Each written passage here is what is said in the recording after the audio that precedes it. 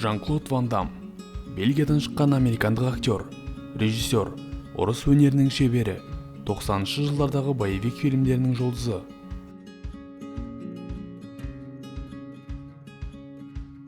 Ван Дам 1960 жылы 18 қазанда Бельгияда дүниеге келген.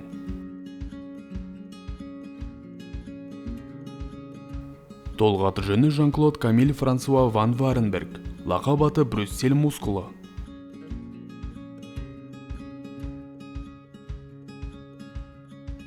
Ван Дам кикбоксинг және карате бойынша 1979 жылғы Еуропа чемпионы, қара белбеу иесі.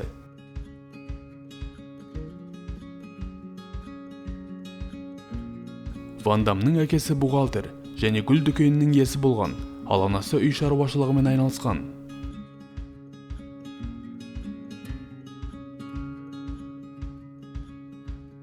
Бала кезінде Жан-Клод көзілдірік киген аурушаң бала болған, қатарластары оны көп ренжіткен.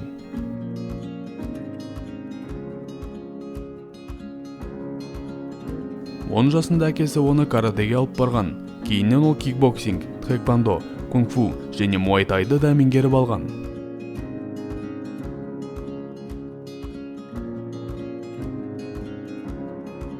Ван Дам өзінің ерекше шпагатымен танымал, себебі ол 5 жыл балетпен айналысқан.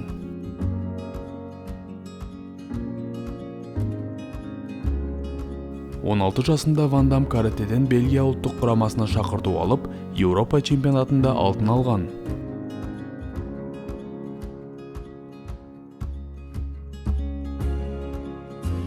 Ол 22 кездесу өткізіп, 20-сын жеңген, ал 2 рет төреші шешімімен жеңілген.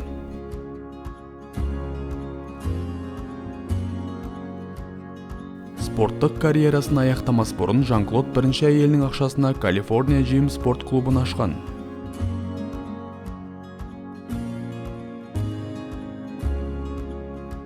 Алайда ол актер болуды армандап, спорт клубын сатып, тіпті әйелмен де ажырасып, ақшқа көшіп кеткен.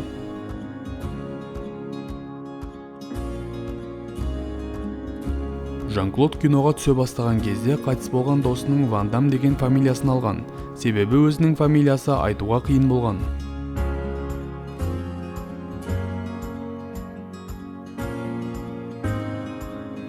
ақш-қа келген соң ол жүргізуші, пиццаны жеткізуші, кілем төсеуші, каратеден жаттықтырушы болып жұмыс істеген.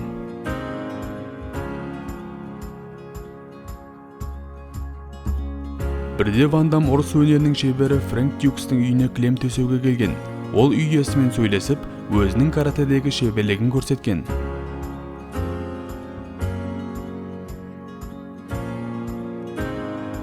Осылайша Ван Дам Фрэнктің биографиясына негізделген «Кровавый спорт» фильміне түскен.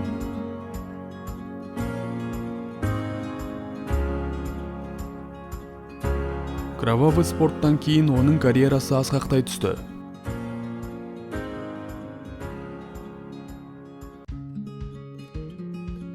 Ол кикбоксер, «Двойной удар», «Самоволка» фильмдеріне түсіп, өнерін шыңдай түсті.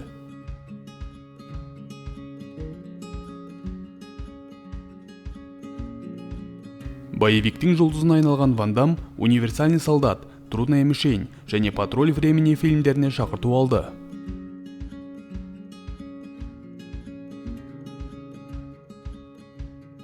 Бұл кез актердің карьерасындағы ең сәтті кезең болды. Оның гонорары $8 миллион жетті.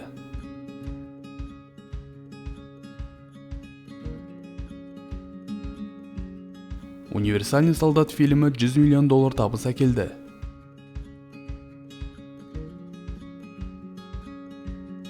«90-шы жылдардың соңына қарай боевик жанры көрермендерге қызықсыз бола бастады. Оған қоса Ван Дам ішімдік пен есірткіге әуестеніп кетті.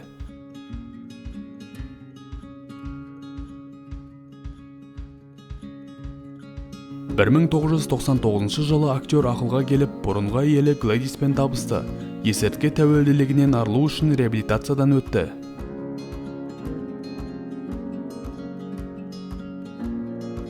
«2008 жылы Ван Дам ЖКВД драмасында өзін өзі сомдады.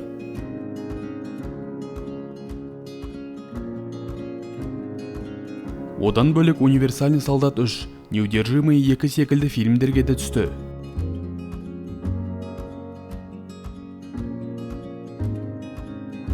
Volvo'ның жарнамасына түсіп, жанкүйерлерін шпагатымен тәнті етті. Ван Дам 18 жасында алғашқы әйелі Мария Родригеске үйленген. Әйелі өзінен 7 жасқа үлкен болған. Жан-Клод ақш-қа көшкеннен соң олар ажырасқан.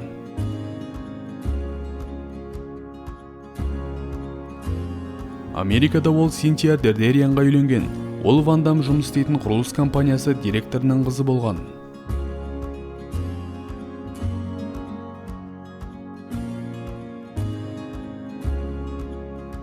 Кейіннен актер бодибилдинг чемпионы Глэдис Португезге үйленді. Бұл некеден ұлы Кристофер және қызы Бьянка дүниеге келді.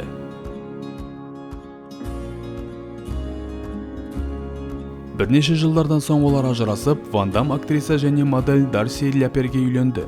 Одан Николас деген ұлы туылды.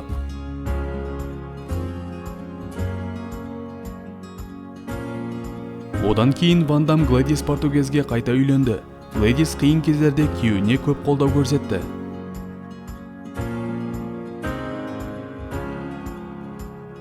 Екі мың 2009 жылы Ван Дам украиналық биші Алена Каверинамен танысып, 6 жыл бойы қарым-қатынаста болды.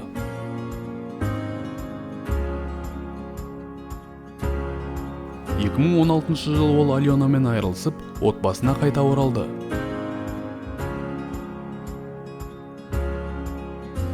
Ван Дам иттерді жақсы көреді. Оның үйінде көшеден асырап алған 9-дан аса иттер бар.